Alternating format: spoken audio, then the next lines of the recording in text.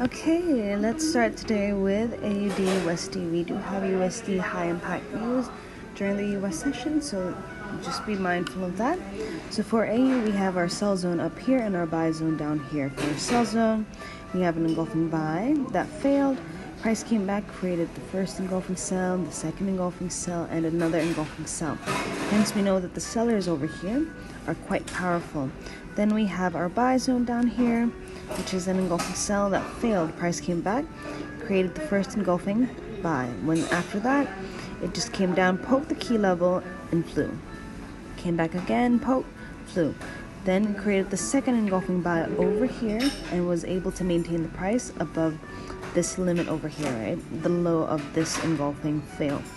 So now the current price is over here. We have to wait for the USD session because it's going to be a high impact news on USD pairs. Sometimes USD pairs won't move until the US session and until the news is released. So these are the two zones that we can monitor for a sell up here and a buy down here for a very good price. Okay, so what can you do?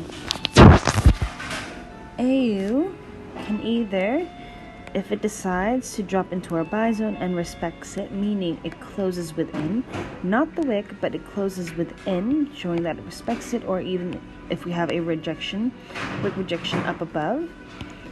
If it does that, then potentially we can catch a buy back up. But if it breaks down below, meaning it closes below this box over here, then potentially it might want to test a lower zone down below.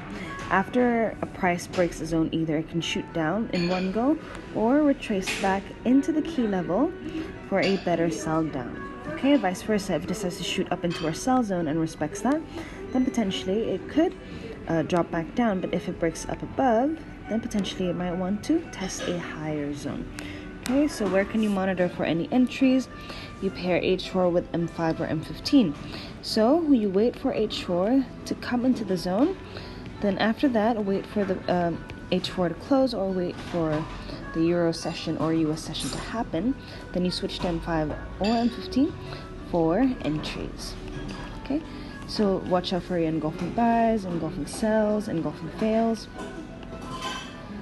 and use that to enter. Okay, so that's for AU. Now we go to EA, Euro AUD. Euro AUD, again, sell zone up here, buy zone down here. Why is it a sell zone? Engulfing buy failed. Then for the buy zone, this is multiple engulfing buys over here that created this zone.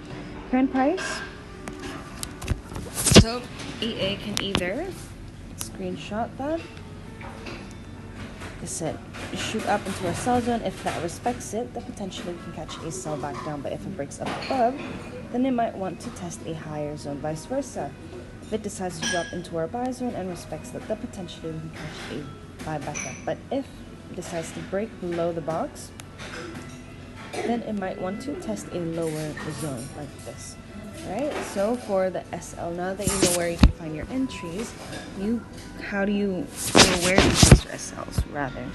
So for SL, either place SL at 40 pips from entry. Okay, meaning after you've entered around the key level or in between the key levels, you count 40 pips from your entry like this. Or if you have quite a capital to float, you can either do 10 to 20 pips above or below the zones like this. Okay, and last but not least, we have EU. Now EU is quite a slow pair, but because of the high impact news, it needs that to push the price quite far. Okay, so we're going to monitor this zone, engulfing buy that failed. In the process of failing, created an engulfing sell. Price came back, created the second engulfing sell, and then this was from a news, high impact news, where it tapped into the key level through the box before rejecting down. Okay, so this is our sell zone. Then we have a buy zone down here, engulfing sell that failed. In the process of failing, created an engulfing buy. After that, price came back, created the second engulfing buy and the third engulfing buy. So we know that the sellers over here and the buyers over here are quite powerful.